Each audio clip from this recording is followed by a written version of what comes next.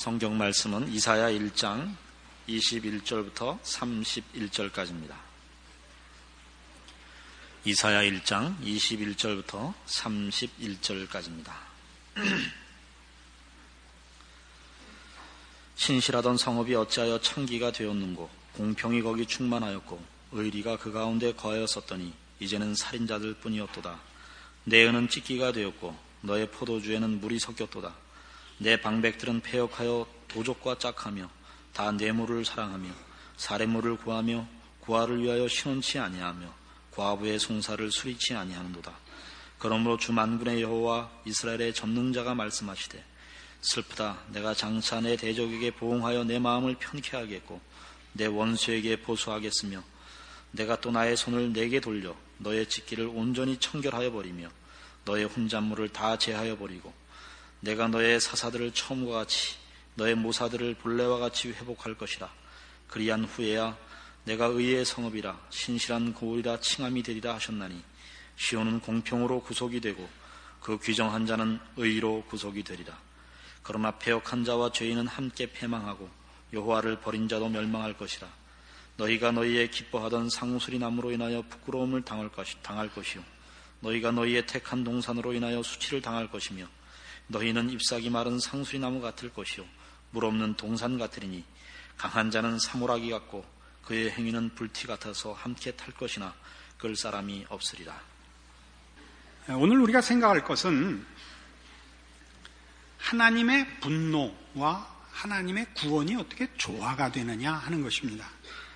21절 보시면 하나님께서 이스라엘 백성의 불신앙과 그 부패한 데 대하여 어느 만큼 진노하시느냐 하는 것이 거기 잘 나타나 있는데, 신실하던 성읍이 어찌하여 창기가 되었는고라고 꾸짖고, 23절 내 방백들은 패역하여 도적이 되었다, 이렇게 참으로 혹독하게 꾸짖고 있습니다. 그래서 24절에 그러므로 주 만군의 여호와 이스라엘의 전능자가 말씀하시되, 슬프다. 내가 장차 내 대적에게 보응하여 내 마음을 편케 하였고 내 원수에게 보수하겠다라고 해서 대적, 원수라는 이 가장 적대적인 표현을 그의 사랑하는 백성에게 쓰고 있습니다. 그러면서 뜻밖에도 27절에 가시면 시온은 공평으로 구속이 되고 그 귀정한 자는 의로 구속이 되리라 해서, 이 어떤 용서의 여지가 없고 살아남을 기회가 없어 보이는 혹독한 심판의 그 표현 속에 구속과 구원을 또한 함께 약속하고 있습니다. 우리가 일반적으로 생각을 하면 심판을 명했으면 이제 남은 것은 그 심판의 행함 밖에는 더 이상 기다릴 것이 없지, 거기에 어떻게 다시 구원이 얘기될 수 있는가, 우리로서는 사실 그 앞뒤를 조화시키기가 쉽지 않습니다. 이사야가 우리에게 가르치려고 하는 것은 그래서 이 심판이 일반적인 심판과 다른 것이라 하는 것입니다. 하나님의 심판은 이중적으로 나타납니다. 하나는 하나님을 믿지 않는 자들, 하나님의 백성이 아닌 자들에게 나타나는 심판이 있고, 또 하나의 심판은 하나님의 사랑을 입은 자, 하나님의 백성으로 부름을 받은 자에 대한 심판이 있습니다. 이 두 번째 심판을 우리는 사랑의 심판이라 이렇게 명명합시다. 사랑이면 사랑이지 사랑이 무슨 심판이 있느냐 이렇게 물으실 수도 있고, 사랑의 심판, 그러니까 심판하는 척하는 신파적 액션, 이렇게 생각하실 수도 있을 것입니다. 그러나 이 두 가지는 다 성경의 뜻이 아닙니다. 성경이 사랑의 심판이라고 얘기를 하는 것은 하나님께서 그의 백성, 그의 사랑을 입은 자들에게 하시는 심판은 망하라고 하는 심판이 아니라 하는 것에서 그렇게 이름을 붙이는 것입니다. 하나님을 대적하고 하나님의 백성이 아닌 자들에게 하나님께서 심판하시는 것은 정말 저들의 멸망을 결과시키는 심판입니다. 그러나 하나님의 백성들에 대한 하나님의 심판은 멸망으로 가는 심판을 하지 않습니다. 그러면 그게 무슨 심판이냐 이렇게 얘기할 수 있겠죠. 사랑하기 때문에 심판이 멸망으로 가지 않는다면 그건 심판이 아니지 않느냐? 그러나 심판입니다. 왜냐하면 그 혹독하기가 사실 만만치 않기 때문입니다. 그럼 사랑에 무슨 심판이 가당하냐라고 묻는다면 그 넉넉히 가당한 얘기입니다. 왜요? 사랑만큼 욕심이 많은 것은 없기 때문입니다. 욕심이라는 표현은 조금 표현이 적합치 않습니다만은 사랑이 가지는 거룩한 욕심은 끝이 없기 때문입니다. 사랑은 완전을 요구하고 최상을 요구하기 때문에 사랑은 대충 넘어가지 않습니다. 다른 일은 혹시 심판은 대충 할 수 있어도 사랑은 대충 할 수가 없습니다. 안 그렇습니까? 하나님께서 그의 백성에게 심판을 명하시는 것은 하나님이 그의 백성을 사랑하는 탓입니다. 미워하기 때문이 아니라 사랑하기 때문에 심판이 당연한 것입니다. 그 심판은 망하라는 심판이 아니고 하나님의 사랑을 만족시키는 목적을 향한 심판입니다. 고치는 심판이요, 회복하는 심판이요, 다듬는 심판이요, 세우는 심판이다 이겁니다. 그래서 여기 심판을 명하면서 계속 구원을 노래할 수가 있는 것입니다. 즉 하나님의 구원은, 하나님의 구속은 사랑의 완성이기 때문에 그건 당연히 심판이 쫓아옵니다. 그것은 우리가 이 세상을 살면서 우리의 자녀들을 기르면서 얼마든지 겪는 것입니다. 여러분 자녀가 부모의 뜻대로, 여기서 말하는 부모의 뜻이라는 것은 훌륭해지라는 일반적인 부모의 사랑을 말합니다. 그런 뜻대로 살지 않고 거기에 미흡한데 놔두는 부모는 없습니다. 이 애들이 공부 잘하느냐 못하느냐 하는 것은 애들만의 문제가 아니고 부모의 자존심이 걸려있는 문제 아닙니까? 그래서 이제 입시철이 다가옵니다만 어느 학교를 들어가느냐 하는 것은 부모들에게는 아주 큰 문제입니다. 왜? 내 라이벌인 누구 애는 어디 갔는데 내 애는 왜 여기밖에 못 가느냐 하는 것은 애의 문제가 아니라 부모의 싸움이죠. 그래서 어떻게까지 되느냐 하면 남편 잘 둔 부인네들이 늘 이 싸움에 걸립니다. 자기가 늘 변변치 않게 생각하는 자기 남편이 나온 학교를 내 자식이 못 가는데 그냥 돌아버리는 거예요. 이 바보도 갔는데 왜 내 아들이 못 가냐 이거예요. 얼마나 억울해하는지 몰라요. 또 그걸 보고 남편이 훌륭하구나라고는 도무지 생각하지 않고 그저 세상이 불공평하다 이렇게만 생각하는 데 대하여 한 아내의 남편으로서 몹시 섭섭합니다. 그러니까 우리가 우리 자녀들에게 절대 포기하지 않으며 우리가 우리 자녀가 우리 마음에 들지 않을 때 혹은 우리가 원치 않는 반대 방향으로 갔을 때 우리가 혹독하게 다룬다고 해서 죽으라고 다루는 적은 없습니다. 학교 가라 그랬는데 땡땡이 치고 딴 데 갔다. 너 일로 와봐.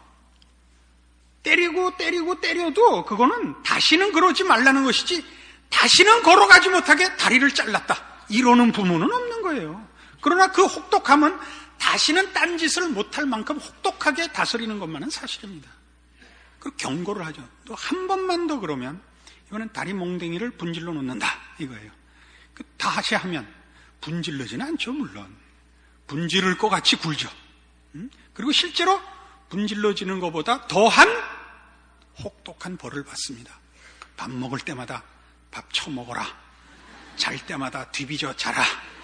사람 취급을 안 해서 이럴 바에는 다리 하나 없고 사람 대접받는 게 낫겠다 라고 생각을 할 때까지 부모가 자식을 혹독하게 다루는 것입니다. 그것이 사랑의 심판입니다. 그럼 우리는 이렇게 물을 수 있죠. 하나님께서 기왕에 우리를 사랑하셔서 우리를 우리의 못난 것과 상관없이 하나님께서 하나님의 뜻을 우리 안에 이루신다면 그러면 우리의 책임이 뭐가 있는가? 이것은 상당히 고전적인 기독교 신앙에서의 질문들 중에 하나입니다. 기독교 신앙의 고전적인 질문이란 이 몇 가지입니다. 하나님은 태초전에 뭐 하고 계셨는가? 이 질문하고 하나님은 선악과를 아담과 하와가 따먹을 줄 알았을까 몰랐을까? 알았으면 왜 놔뒀을까? 이거 하고 그 다음에 이거예요. 하나님의 주권과 인간의 자유의지는 도대체 어떻게 조화를 이루는가? 그러니까 이런 경우죠. 하나님께서 결국 우리를 사랑하사 사랑의 매를 드시는 거에 불과하다면 우린 뭔가?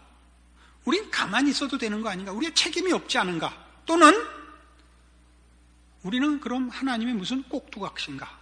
기계적인 어떤 조작품인가? 이런 생각을 하게 되죠.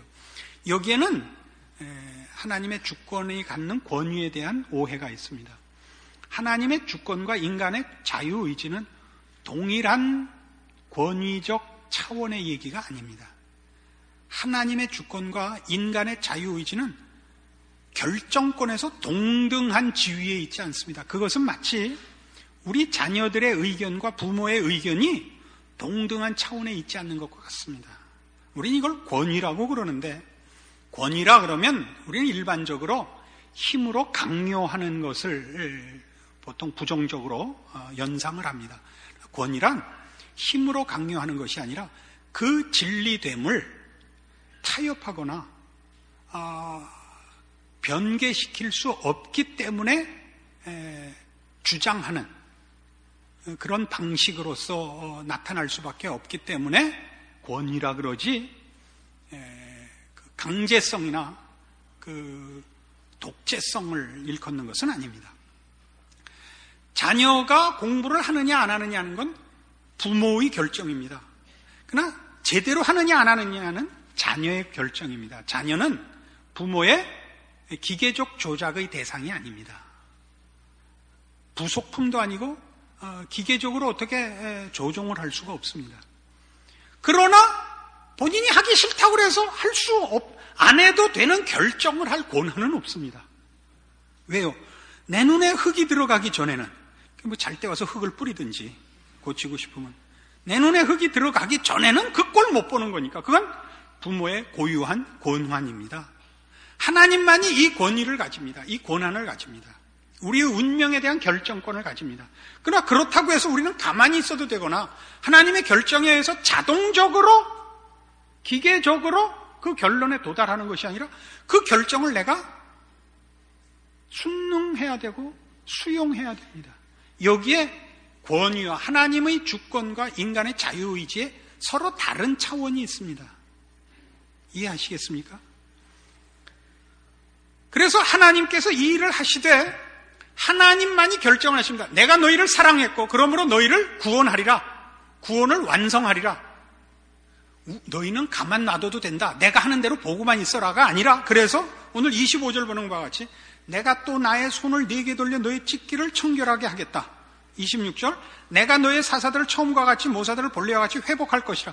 하나님께서 우리의 마음을 돌이키시고 우리의 의지를 하나님의 주권에 항복시키는 항복할 만한 일을 하신다라고 설명하고 계십니다. 그러니까 성경을 읽어보면 우리는 하나님이 참 굉장한 분이구나 하는 느낌을 가져야 됩니다. 일반적으로 대부분의 신앙인들이 그 신앙생활에 있어서 신앙이 연약하고 강해지지 못하는 가장 큰 이유가 뭐냐 할 때 하나님에 대한 이해의 부족입니다. 그것은 다른 말로 기독교라는 종교에 대하여 가장 중요한 중추적 신앙의 본질을 이해하지 못하는 데 있습니다. 그건 이런 것입니다. 사람들이 만든 종교들을 보면 대표적으로 불교가 그렇습니다마는 거기에는 믿을 대상이 없습니다. 믿을 대상이 없다는 것은 신으로서 신다운 인간의 모든 지정의를 주도하고 장악하고 항복시키는 인격자가 없고 거기는 개념들만 있습니다. 선, 의 이런 것들만 있죠. 그리고 그런 개념들을 깨우치는 것을 위하여 종교가 성립되고 있습니다. 그래서 근본적으로 인간들이 만든 종교는 다 범신론이고 그 신앙의 핵심은 다 득도하는 것입니다. 도를 깨우치는 것이죠. 그래서 착해지고 도통하고 해탈하고 하는 것입니다. 그것과 전혀 다르게 기독교라는 것은 우리를 지으신 하나님, 온 우주 만물의 주인이 계십니다. 그분이 우리를 자기의 형상대로 만들었고 우리를 사랑하시며 우리에게 운명으로서 주어진 계획이 있습니다. 뜻이 있습니다. 우리의 영광과 우리의 복을 계획하고 계십니다. 이것이 성경이 얘기하는 기독교입니다. 그래서 이 하나님은 우리의 지정의에 개입하시며 우리를 설득하시며 항복하시며 시간과 공간 속에서 우리를 빚어내시고 항복을 받아내십니다. 그래서 지금 얘기하는 내용들도 다 그겁니다. 하나님은 우리의 죄를 놔두실 수 없을 만큼 우리를 사랑하고 관심이 있습니다. 그리고 그 죄를 심판하는 것은 잘잘못을 따지는 문제가 아니라 우리의 영광과 승리를 위한 사랑의 개입입니다. 그는 우리를 사랑하십니다. 그리고 이 일을 당신 눈에 보기 좋게 위해서 우리를 그렇게 갖고 노는 게 아니라 우리 자신의 만족과 항복을 받아내며 기쁨이고 영광으로서 이 일을 목표하고 있습니다. 이 이상 더 잘 설명할 수는 없습니다. 못 알아들으면 이제 끝입니다. 신약 성경 310페이지 에베소서 1장 3절 이하의 말씀을 봅시다.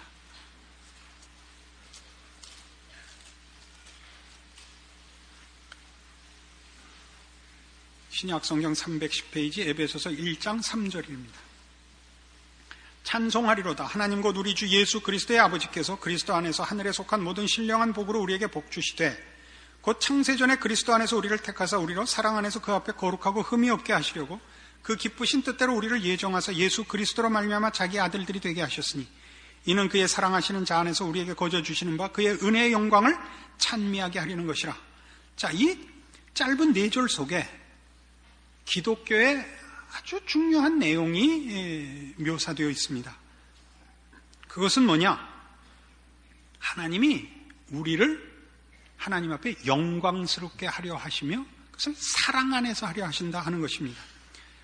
4절에 있는 바와 같이 곧 창세전에 그리스도 안에서 우리를 택하사 우리로 사랑 안에서 그 앞에 거룩하고 흠이 없게 하려 하십니다. 사랑이라는 측면에서 거룩하고 흠이 없기를 원합니다. 사랑이라는 것은 그 어느 것보다도 욕심 많은 거라 그랬죠. 하나님께서 우리에게 요구하는 영광의 완성은 무엇과 비교할 수 없는 것입니다. 또 그 일은 6절 이는 그의 사랑하시는 자 안에서 우리에게 거저 주시는 바 그의 은혜의 영광을 찬미하게 하려는 것이라.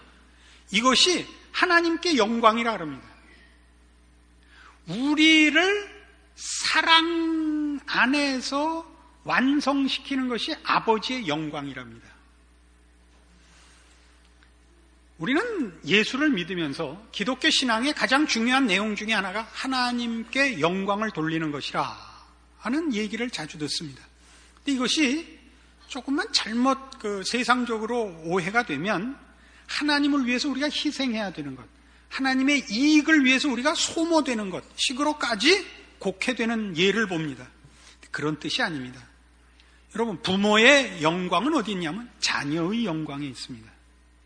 자녀들이 부모가 준 용돈 모았다가 부모한테 주는 것이 영광이 아니고 부모가 준 용돈으로 잘 써서 공부 잘하고 용돈도 이렇게 잘 써서, 잘 쓰는 게 어떤 건지 잘 기억이 안 나는데 멋지게 사는 게 부모에게 영광이에요.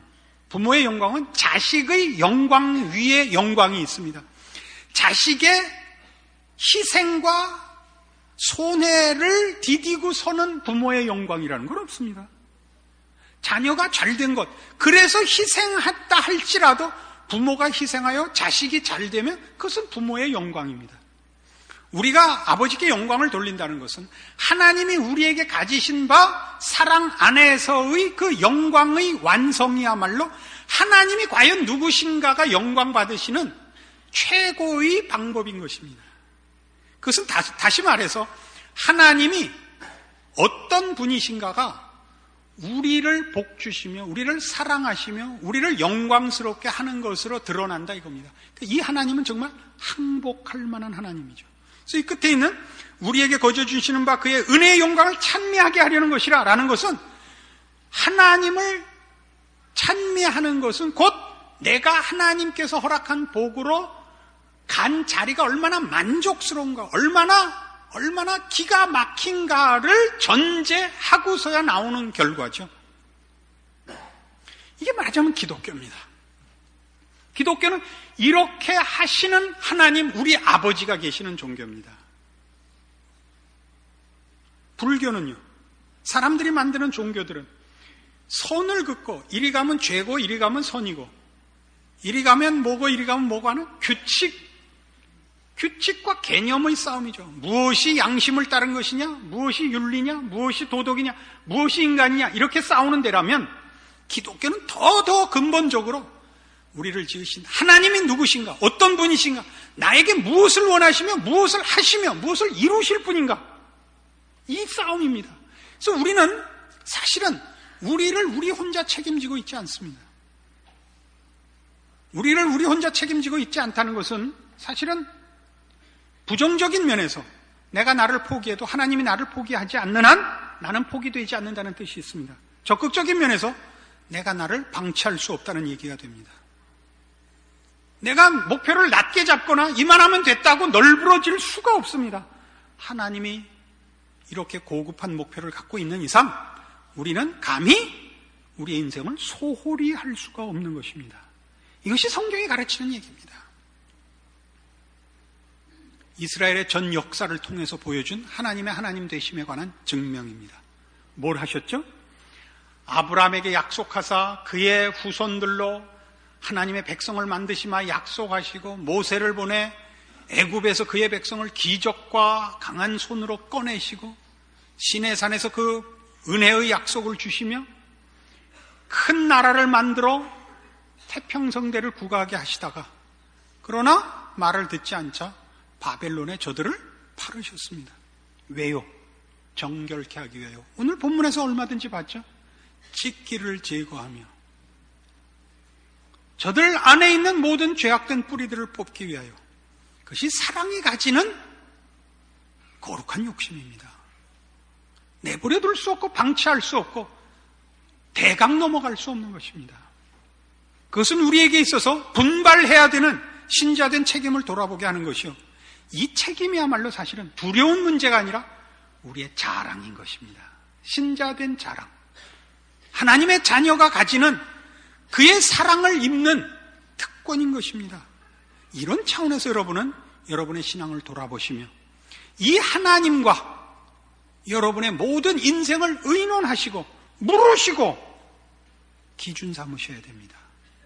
그리고 마침내 하나님이 여러분에게 목적하시는 그 승리의 자리에 도달하셔야 되고, 그리고 참다운 신자가 가지는 복들, 하나님이 여러분을 영광된 그리고 복된 자리로 인도하시기 때문에 얻어지는 모든 감사와 항복과 만족과 자랑들을 여러분의 것으로 누리셔야 합니다. 기도하십시다.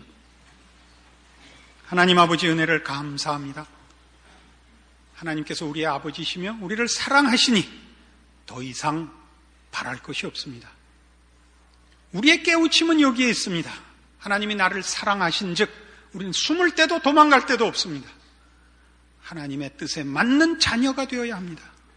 열심을 품고 주를 섬기며 진심을 꺼내놓고 하나님의 사람으로 싸워 하나님이 우리에게 가지신 바 그 영광된 자리에 가는, 서는, 누리는 우리의 신자된 복된 삶이 되게 하시옵소서. 예수님 이름으로 기도합니다. 아멘.